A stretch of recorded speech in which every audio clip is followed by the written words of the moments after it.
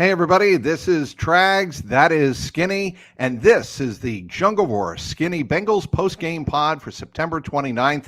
Here in Carolina, the Bengals finally get into the win column. They get that goose egg out of the left-hand column, as Ted Karras said after the game on Monday night was the objective, and they do so. 34-24 over Andy Dalton and the Carolina Panthers. It wasn't always pretty, Skinny, here on Sunday afternoon, but I'm going to read a quote from Joe Burrow that I think kind of sums it up. And that quote is, and I want to find it, I want to get it accurate. I trusted Zack to go make a play. I thought he had enough space. Maybe not my best decision, but it worked out. In so many ways, Skinny, that quote sums up the Bengals day on Sunday here in Carolina at Bank of America Stadium. They made just enough plays to get out of Dodge with a win. Yeah, and some of those were second effort plays like Zack Moss's. I mean, when he caught that ball, Mike, I as soon as he caught it, he's not getting in. They've got him. He's dead to rights, and the half's going to end with the Bengals on the 1 yard line, not scoring points and tied 14-14. Instead, he makes enough of a slight move and then just a great second effort to lunge for the goal line. That 14-14 becomes 21-14, becomes 28-14 after the Bengals' first drive of the second half. It was a huge play. Trey Hendrickson getting around the backside of Andy Dalton early in the game and just getting a piece of either the ball or the arm as he threw it, and Von Bell intercepting. Some runs down the stretch where they turned it over to Chase Brown and Zack Moss and the offensive line and said, actually brought in an extra offensive lineman, Cody Ford, said, you know what, go win us games in 4-yard chunks. And they did. I mean, that was really impressive to me. And listen, we can argue the merits of this. Carolina is not very good, but this team needed a win, and I thought it was impressive enough. To your point, though, it wasn't pretty at times on either side of the ball. Joe Burrow throws an interception when he and Jamar are on the same page. The defense obviously had its moments where it got burned early in the game, but I think this was it's going to sound stupid. It was a step in the right direction for a team, I think, that's still good enough to reach the playoffs if it plays to its potential and get some of these guys on defense back healthy. And if you want perspective, and Zack Taylor made reference to this earlier in the week, they're at the exact same point they were after 4 games last year, 1-3. When he said that, I knew that in my mind. Obviously, I knew that, but it didn't hit me the same way. You're right, and that was an ugly week 4 loss. And to this point, they've really only had one ugly loss, in my opinion, because they played with Washington. They scored points against Washington. They had a chance to get that one. It was ugly for the defense. Kansas City, both ways. I mean, they made enough plays and didn't make enough plays. So I do think this is still a good football team that's battling some injuries. We'll get to some of the issues on the defensive side of it. Yep.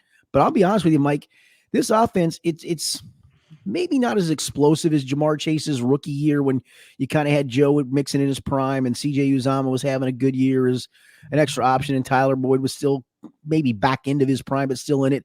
T was entering his prime, and obviously Jamar was having a ridiculous rookie season, and Joe was coming back off the injury, playing the way you hoped. That offense was probably more explosive. I think I like this offense better because I think it can do more things and more things well. I agree with that. And let's talk about early on, the Bengals needed a play from their defense, 4th and goal on the very first drive of the game, because you had a sinking feeling watching Andy Dalton rip apart the defense, hit that long ball over Cam Taylor-Britt to Deontay Johnson, I believe it was, on 3rd and 4. And you're thinking, oh, Lord, here we go again. And it was rookie Chris Jenkins Jr. with the biggest play of his rookie season so far, coming up with a stop on Chuba Hubbard at the goal line, making sure he doesn't get in. And from that point on, I felt like, okay, the Bengals sideline, by the way, exploded in joy, as they should.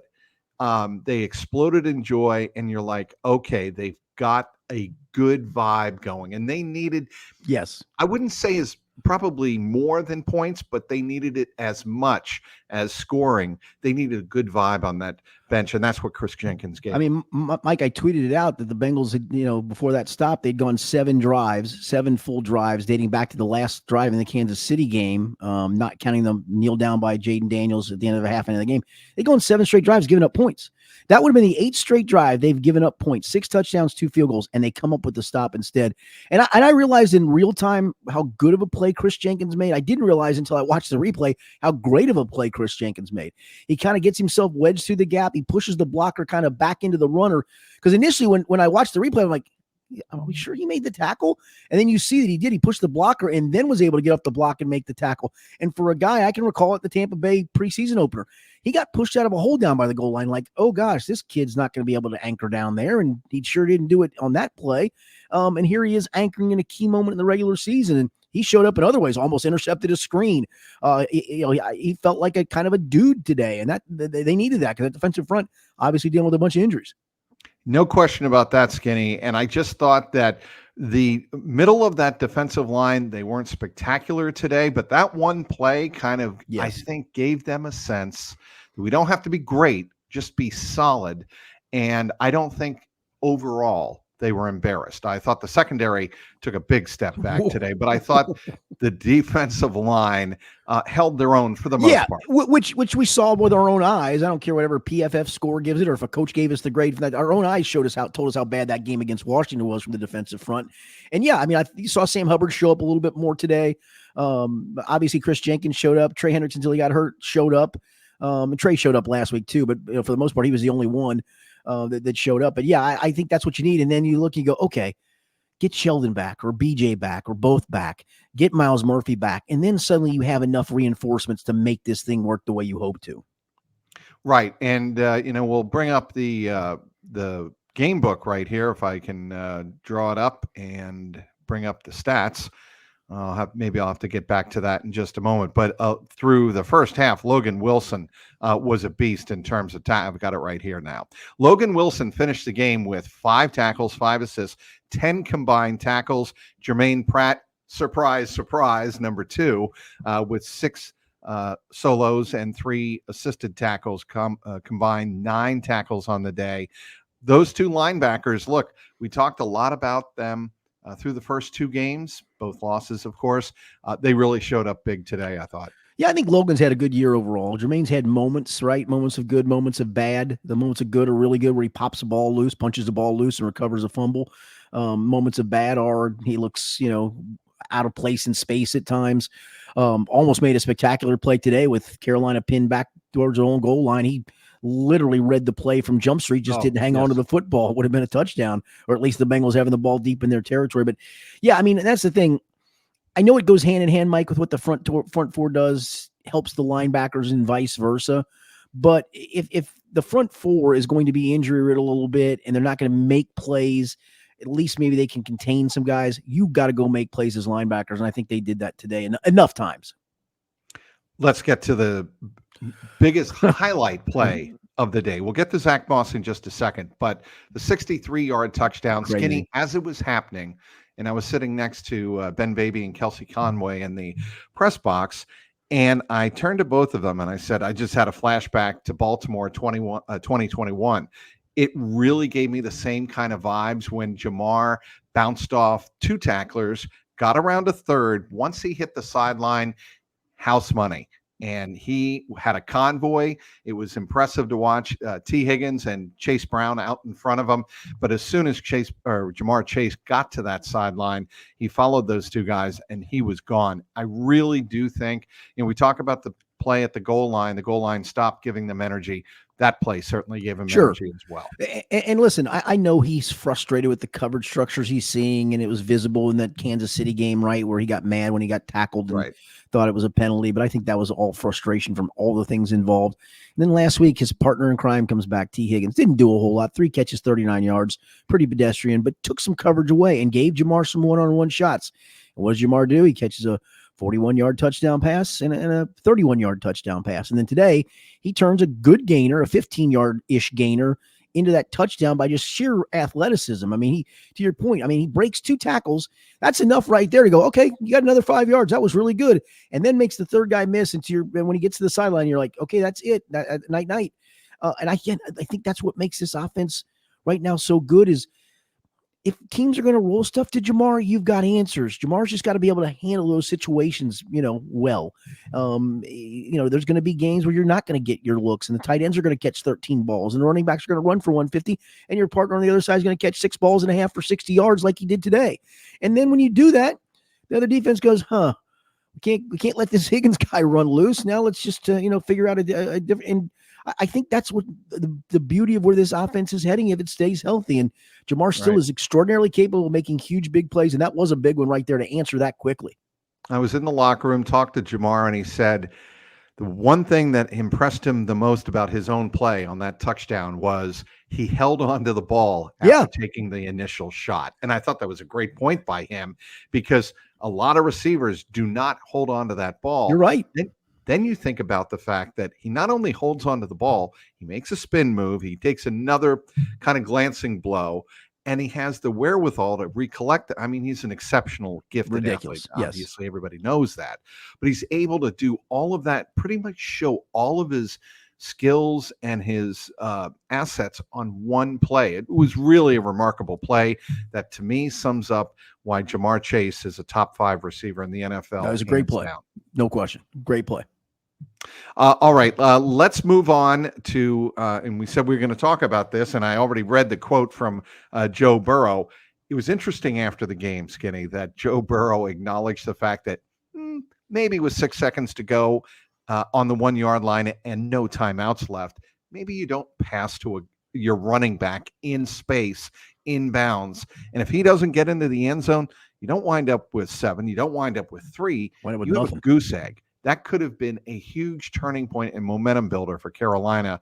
Instead, it gives the Bengals such a boost going into the locker room. You know, I honestly thought, Mike, today, and I was really interested in the coin toss. Usually I'm not. I tweet it out just because it's the thing to do at the coin toss, right? And whatnot. Yes. I really don't pay much attention to it and just tweet out the result. But I honestly thought today, if the Bengals had won the toss, I thought they would take the football to try to get a lead. Because Zach talked to us this week, as you remember, and said, yeah, we need to play with the lead. We lean into our running game a little bit more. We're not able to do that because we're not able to play with a lead. They had a brief lead against Washington early, but he's talking about a sizable enough lead like they kind of did today. 3-score game in the second half. You can lean on your run game more. So I really thought they were going to take the ball, but they are big on trying to double up, as you mentioned, score before the half. The other team has minimal seconds to do anything. You usually don't score on what essentially is the last play of the half like they did, but you give the other team minimal seconds, and then you get the ball to start the second half, and suddenly maybe a 14-14 game does go to 28-14 like it does today. They like to do that, but I really thought, I'm serious, I thought they would take the football today, and obviously the decision was right not to take the football today. Yeah, and, I just thought, and talking to Zack Moss after the game in the locker room, he said he was super shocked. Those were his words, super shocked that Burrow threw him the ball there. And then I asked Zach, well, that kind of reflects Joe Burrow's trust in you to make a play in space. And he's like, he thought about it for a moment. And he's like, I guess you're right. He does trust me.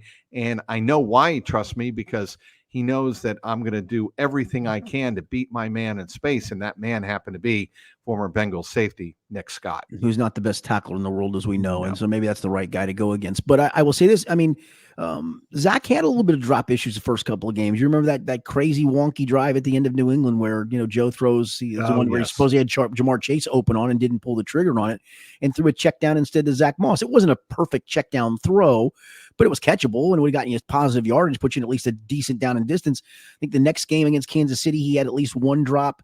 And for Joe to trust him tells you a lot about Joe putting those kind of memories out of mind and then making, I guess, in his mind, the right play, right? That's what he's all about, is scan the field, make the right play. And to your point of what he said, I'm sure as soon as he threw it, he was like, crap, that is the right play when there's 46 seconds left to go in the half. It's not the right play if this is going to be the last play of the half. And Zack Moss bailed him out. And it was a great, great play. All right. We've talked about Zack Moss. I thought I was so, what is the word? Cute, ingenious, inventive. I'm trying to come up with the right word and I can't come up with it right now. Well, give me the scenario. But Chase Brown, Bengals chase down a victory using Jamar Chase and Chase Brown. Now there you go. You like that, Skinny? It's a long way to get to this. Yeah, I'm waiting, but I'm trying to drag you along here, Mikey. I like it though. It's a rough. This is like one of those Bengals drives in the first game of the year where dink and dunk and punt. Chase Brown, 15 carries, 80 yards. Skinny, that's a 5.3 yards per carry tote. That is like elite. That is, better than the Bengals' wildest dreams. And that's not insignificant carries. That's 15 carries, 80 yards, and his first 2 career touchdown runs. What did you think of Chase Brown on Sunday? Yeah, the glimpses we've seen of him, you see that explosiveness, right? They just haven't been able to work him in. It's kind of the games have gone wonky. Zack Moss, the times I've watched him stay in as a pass protector, I think he's really, really good. So you kind of want to have him on the field. I think the Kansas City game, they worked a lot of screen game on the Friday that we were at walkthrough, and it felt like they were going to try to lean into that. And I remember they ran 2 in that game that I can recall, one that Joe clocked in the dirt, and another one, I think Chase caught it and was tackled right away, or even might have even dropped it because the guy was on him right away. So they kind of blew those up. But I think you see that explosiveness that's there, that we've seen at times. Sadly, he had about 2, maybe 3 runs, Mike, where he was an ankle tackle, a shoestring tackle away from turning into a 60-yard run. He is very capable of that. He knows it. I was nice to see them trust him in some power situations at the end of the game. They're kind of running, I call it the old LaDainian Tomlinson play. It's that kind of counter run, and you got Cody Ford out there blocking and Eric All out there blocking, Cody Ford coming in as an extra tight end, and you're trusting Chase Brown to get you not only yards, but tough yards. And then Zack Moss does give you tough yards. I thought if you drew up almost a perfect combination of a game for these 2 cats, today was just about it. It really was. I mean, Chase didn't have a big play in the pass receiving game, but he had a couple catches, but Zack Moss did. And then Zack Moss got you some tough yards on the ground. This is the perfect scenario for what you want these 2 guys to provide you. So each running back had 15 carries, Chase Brown the 80 yards. Zack Moss had 51 yards. So that's 30 carries, 131 yards. Joe Burrow had the other run on the day for 10 yards. The Bengals did exactly what they wanted to do on the ground. And that takes so much. Look, we've hammered this into the ground since training camp, I think. If you can run the ball like that and take the pressure off Joe Burrow, it makes him that much more effective. Yeah, and I think 120 of those yards, they only had 11 on 6 carries in the first half, just kind of the way the first half went. So 120 of those yards, Mike, on do my math, 24 carries came in the second half, when honestly there was a couple drives there where Carolina, they knew Bengals are going to run the football. The Bengals lined up and said, yes, we are, because we're bringing an extra big guy in there, and here we come. And they kept churning out yards, churning out first downs, eating clock, getting to a field goal that basically clinched it. I mean, that's what good teams do. Find a way to finish that game. And they didn't finish it with luck. I mean, it looked like it might have been at 31-24, and Andy's got the ball one more time. I know he was on his 8 or 9 yard line, so he's in a negative spot, but he's got it in his hands with a chance to tie it. Your defense gets a 3 and out in 19 seconds. And I don't think they played great complimentary football today, but this was one moment. Your defense gets a 3 and out in 19 seconds, and then you basically run the clock down to kick a field goal. All right. One more positive, and then we'll get to the Bengals secondary. And that positive was Ryan Rico. Yeah, no doubt. And that last punt, I thought, was maybe one of the 3 most important plays in the game. Certainly, you would have to think the goal line stop.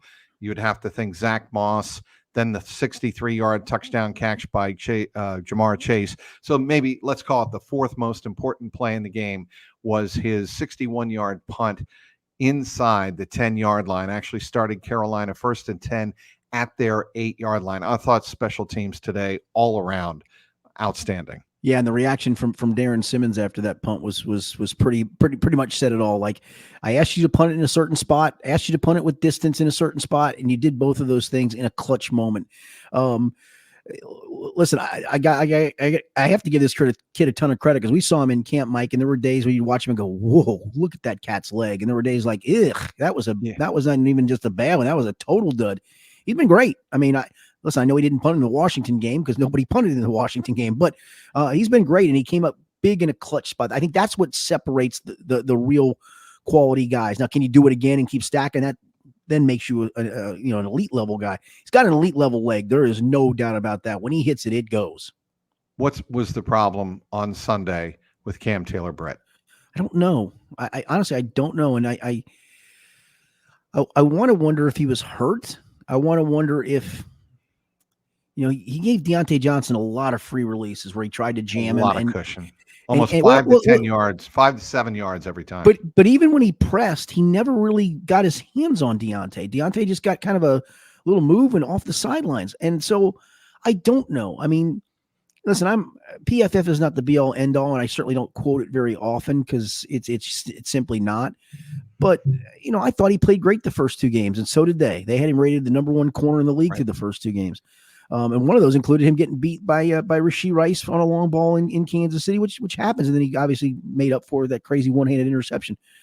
I mean, is it a guy that needs to talk to motivate himself? I mean, he hadn't talked before these, the 2 crazy weeks where he spouted off.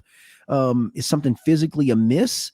Then he also turns around, Mike, and makes that crazy interception today that got overruled by his own holding penalty, but it was just a ridiculous athletic play to make. It was an incredible athletic play in person when we see it. But he wiped it out with his own penalty. So that didn't know. I mean, DJ Turner took snaps off of him, and good for DJ to stay. Listen, man, this kid lost a starting job, and he's probably looking going, what did I not do to lose my job? It might not be anything you did. They want Dax Hill to play corner, and he played well at corner in camp, and that's how the ball bounces. But for him to be ready to play those meaningful snaps today, and honestly, I think played pretty well, says a lot about him too. And let's look at the domino effect of this, Skinny. With Dax Hill and DJ Turner, are we going to see perhaps a rotation for the foreseeable future? I don't know about a pure rotation, like you get 2 series, I get 2 series, whatever. Situational? Or you start a guy, and if he struggles, you go, hey man, you got it today. I'll put the other guy in, and almost kind of like Scooby sounds a relief pitcher in baseball. I'll start you today, and you don't have it, I'll bring in Fred, and then next time around, Fred gets the start, and he doesn't have it, I'll bring you in. And so I think that's maybe part of it. I do think we've seen this happen before, right? Especially at that cornerback position where for whatever reason a player gets in a slump. Nobody can explain it. And then suddenly they're back out of the slump because they're talented. And I think for whatever reason, it's just a 2-game slump at the moment. But Cam Taylor-Britt's in a slump. Maybe it's technique. Maybe it's health. Maybe Deontay Johnson was just that good today. But it's something. There's no doubt about that. And to your question, I don't know. I honestly don't know. All right. And wrapping it up here, Skinny, a couple of injuries we're going to be following. Certainly, we'll start with Trey Hendrickson. And he got dinged up, as we said, I think earlier, with about 8 minutes to go in the fourth quarter. And he was down on the ground for a good 4 to 5 minutes. And the thing that was unusual to me, Skinny, is to see players kneeling. What? The players kneeling. Players kneeling. Dave Canales, the other head coach, Carolina's head coach, came over and stood behind Zack, or stood with Zack. And I could only assume or presume that he was either unable to move or some type of stinger, or he was knocked out. Yeah, I think it's one of 2. You're right. And that was concerning at that time to see the 2 head coaches and then Lou come onto the field to check on Trey. And, you don't want to speculate as to what the injury is, except go with what was announced by the team, and that is a neck injury. He was able to talk with one of the trainers that helped him walk to the locker room with about 3 minutes to go in the game, 2 minutes to go in the game. He was able to walk off the field under his own power, but they had already taken his helmet, taken his shoulder pads and jersey off. So that's certainly a situation we'll have to monitor. And Mike Hilton, I think Bengals really dodged a bullet there with him in the end zone in the first quarter, because when he went down and they were doing what appeared to be the ACL check on his left knee, what was going through your mind at that point? Yeah, and then he goes in the tent for a period of time, and you're like, okay, you're in the tent. That's not good. You're in the tent for a bit. That's even worse. And then he pops out of the tent and pops back on the field. I mean, is he that much of a tough guy, or did the ACL test come back of, hey, man, it may have scared you, but you're fine, and you're okay to go play?